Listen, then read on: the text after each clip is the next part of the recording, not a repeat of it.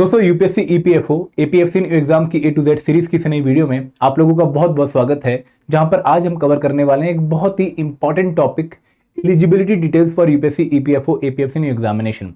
आप में से बहुत सारे बच्चे जब पहली बार यूपीएससी ईपीएफओ के एपीएफसी या फिर यू एग्जाम के बारे में सुनते हैं तो इस एग्जाम की प्रोफाइल देख के, इस एग्जाम को क्वालिफाई करने के बाद मिलने वाली इनहैंड सैलरी को देख के इस एग्जाम की तरफ अट्रैक्ट हो जाते हैं।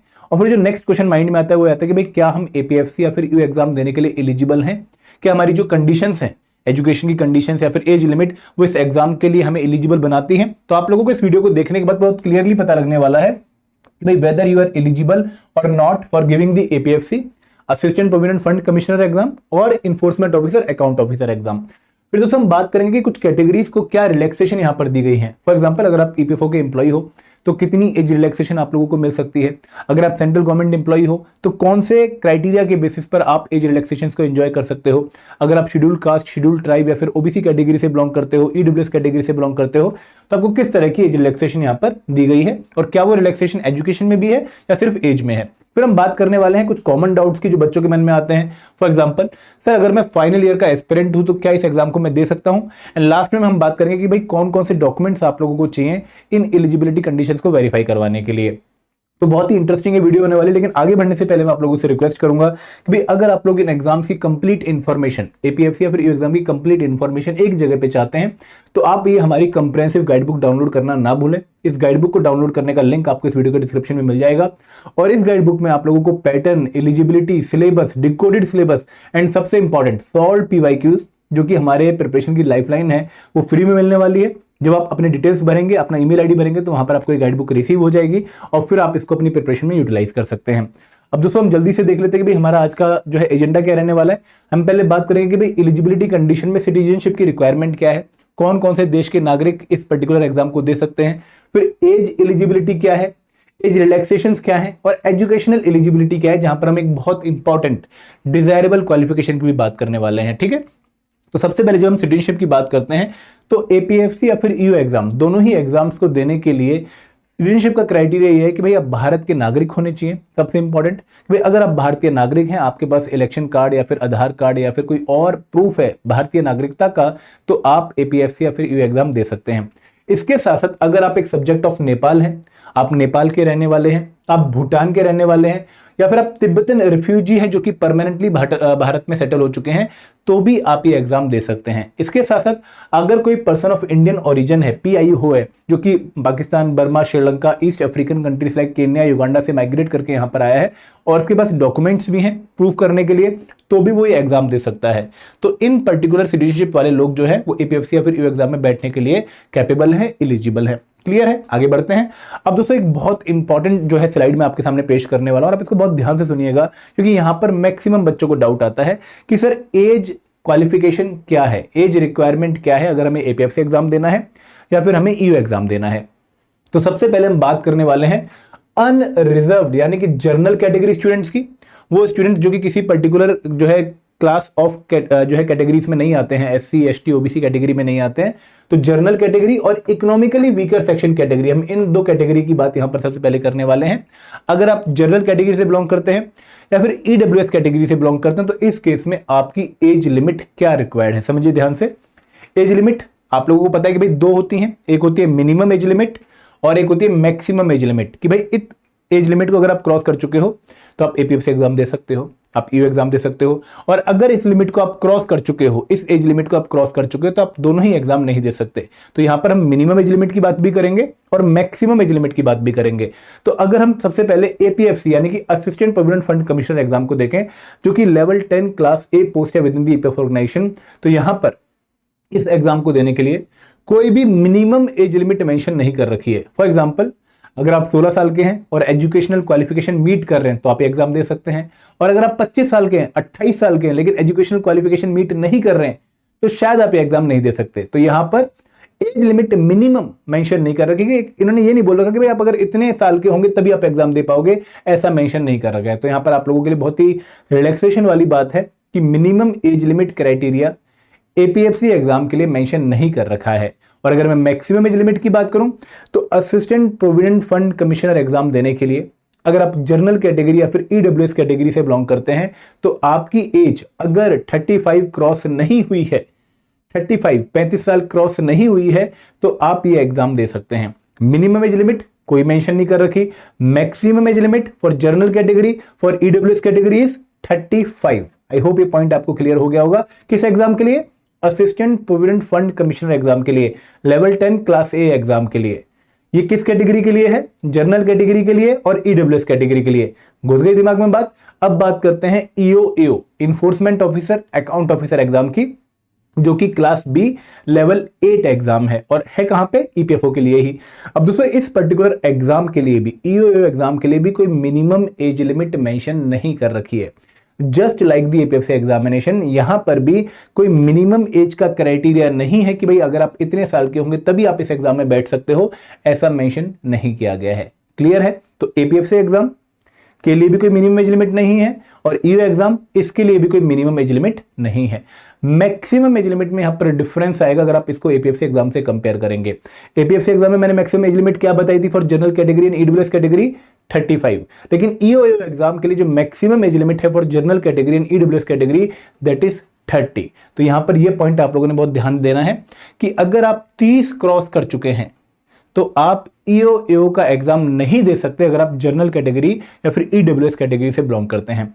अब इस पूरी चीज को मैं आपको एक सिंपल से एग्जांपल से समझाना चाहूंगा। 3 केस ले लेते हैं कि भाई कुलदीप पाठक जी जो हैं, यानी कि मैं 35 क्रॉस कर चुका हूं, आई हैव क्रॉस्ड 35 प्लस का मैं हो चुका हूं।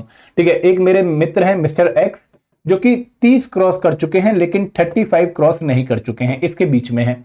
और एक मेरे दोस्त है मिस्टर वाई जो कि 30 से अभी छोटे हैं, मतलब अभी जो है इनकी एज -30 है। -30 मतलब 30 से कम का मैं यहां पर आपको कोनोटेशन शो कर रहा हूं। ठीक है, अब इन केस में तीनों ही अगर जनरल कैटेगरी या फिर ईडब्ल्यूएस कैटेगरी से बिलोंग करते हैं तो कुलदीप पाठक जो कि 35 क्रॉस कर चुके हैं, 35 प्लस के हो चुके हैं, ना तो ये एपीएफसी एग्जाम दे सकते और ना ये ईओ एग्जाम दे सकते, क्योंकि 35 एपीएफसी की लिमिट थी वो भी क्रॉस हो गई है और 30 तो ईओ की लिमिट थी, वो तो पहले ही क्रॉस हो चुकी थी।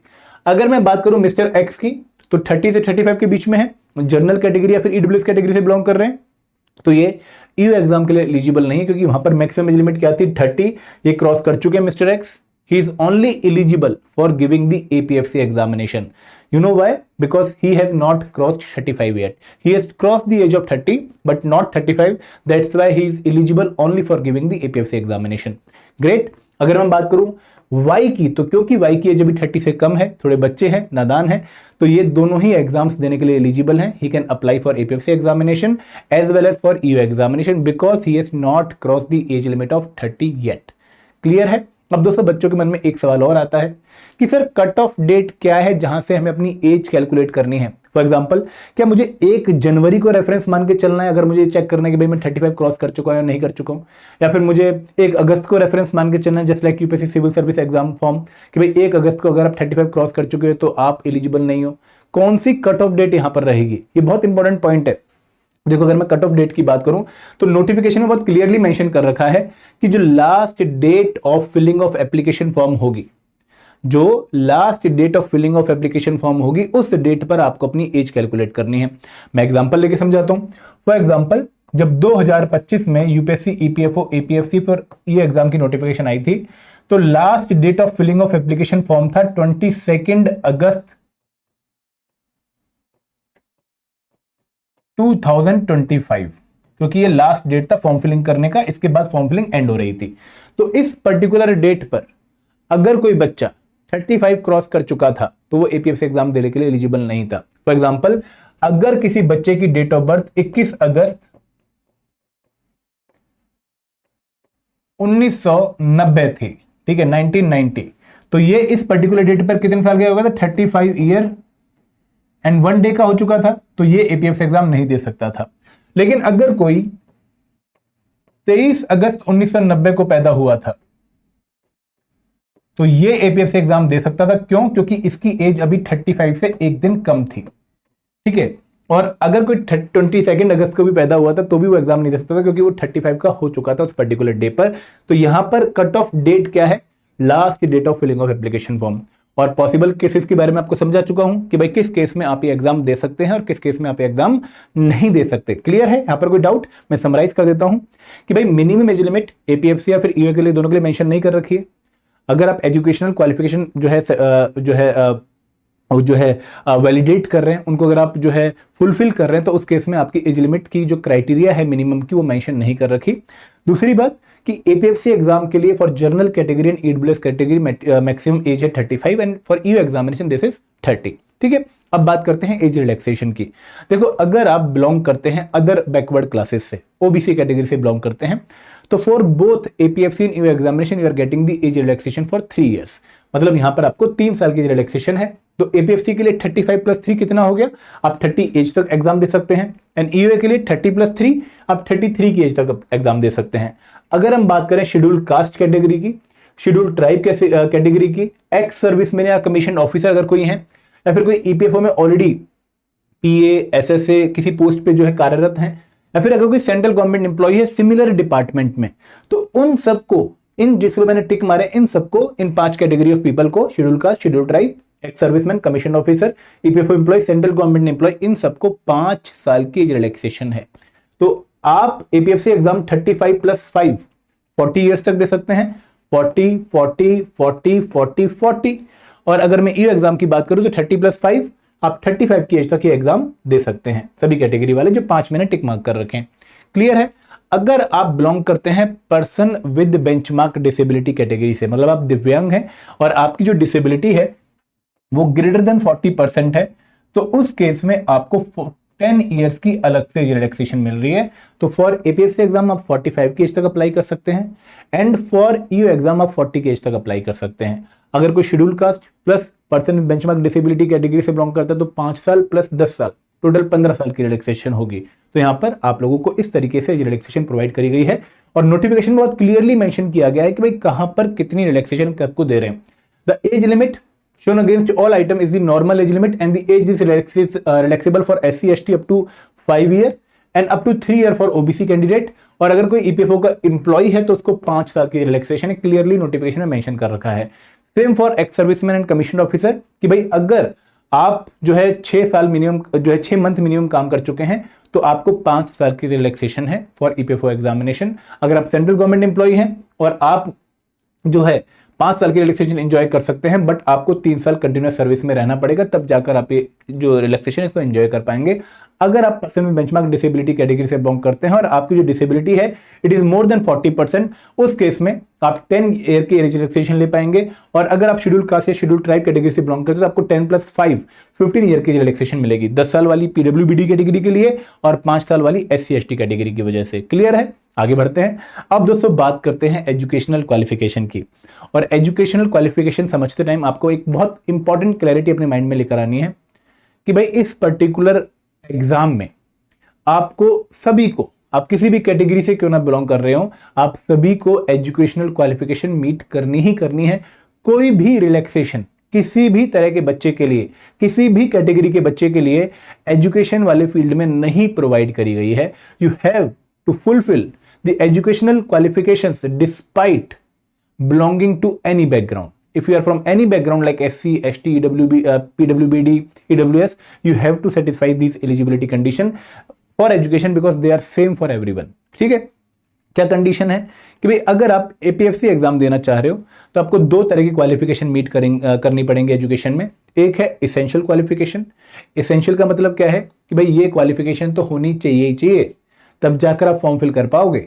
और एक है डिजायरेबल क्वालिफिकेशन कि भाई इसके होने या ना होने से फॉर्म फिलिंग पे कोई फर्क नहीं पड़ने वाला, आप फॉर्म फिल तो कर पाओगे अगर आपके पास एसेंशियल क्वालिफिकेशन है, बट अगर आपके पास डिजायरेबल क्वालिफिकेशन भी है तो आपको मोर सुटेबल माना जाएगा, आपको मोर डिजायर्ड माना जाएगा। बट क्या इसके होने से ही आपकी सिलेक्शन होगी? No, there is no such rule.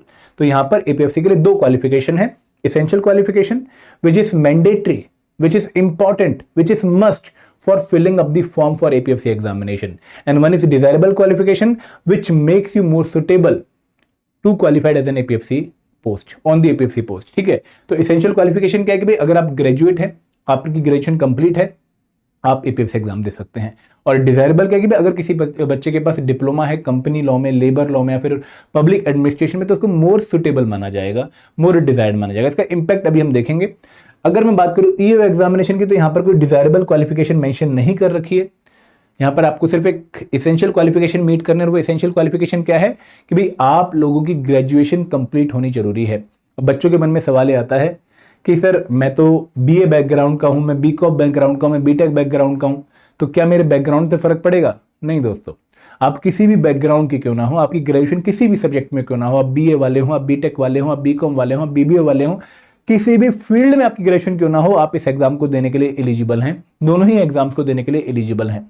दूसरी बात कि सर मैं तो अपनी ग्रेजुएशन को डिस्टेंस एजुकेशन के थ्रू कर रहा हूं, तो क्या ये एग्जाम देने के लिए एलिजिबल हूं? क्या मेरी ग्रेजुएशन वैलिड मानी जाएगी?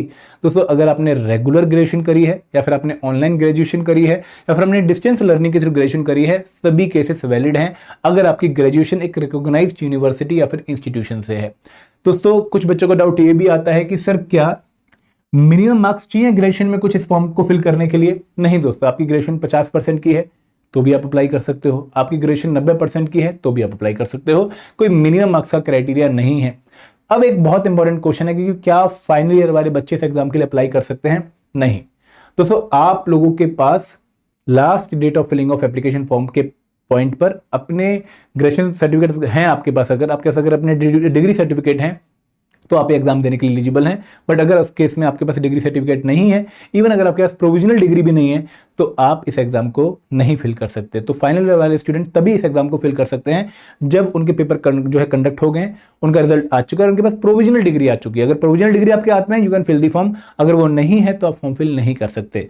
आई होप आपके सारे डाउट्स यहाँ पे रिजॉल्व हो गए होंगे, किसी भी बच्चे के मन में कोई भी शंका नहीं होगी। लेकिन अगर फिर भी कोई डाउट, कोई क्वेरी आपके मन में रह गई है, तो इस वीडियो का कमेंट सेक्शन आप लोगों के पास है, वहां पर आप अपनी जो है क्वेरी लिखिए। I will be more than happy to reply you there. Okay, this is all from my side. Thank you very much. Jai Hind, Jai Bharat.